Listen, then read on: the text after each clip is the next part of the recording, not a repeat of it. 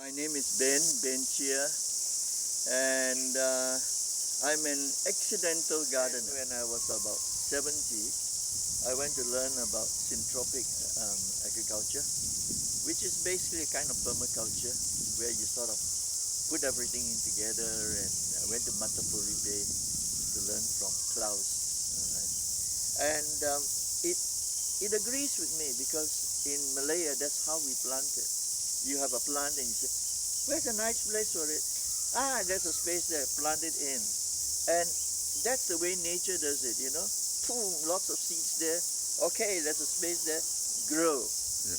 But we have all been seduced today by large-scale agriculture. So you plant all apples or you plant all tomatoes because then you have large-scale cultivation of that.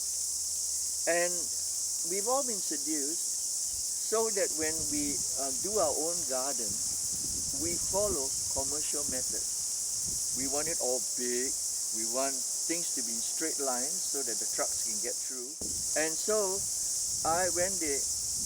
when Rutherford College asked me to do night class, I said, well, what can I do? I'll teach urban small garden.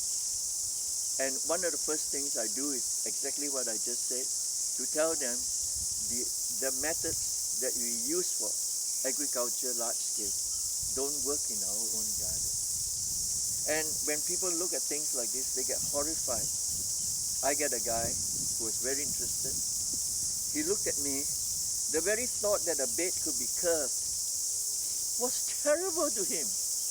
He said, if I were to do it, I'll have a bed 20 meters long, 1 meter wide, and one half meter high. And I'll do it that way because he's used to rectangles. Nature never made rectangles. People want raised beds a certain height.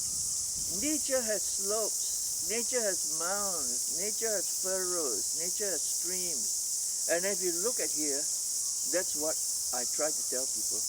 Look at your ground, because I did that diploma in permaculture design and everything. And it's actually observation. Masanobu Fukuoka, who wrote One Straw Revolution, he took 25 years. He said, observe, observe, observe. People are very stubborn. They have a tree.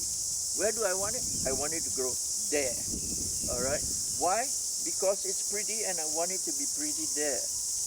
And they look at themselves. They never look at a tree. And look at a tree and say, what do you like? Where do you want to grow? And therefore, the tree may say, I want to be the shade, please. So you can't grow there. All right, I put in the shade. And when you go into Facebook, all the gardening pages, people always have a question.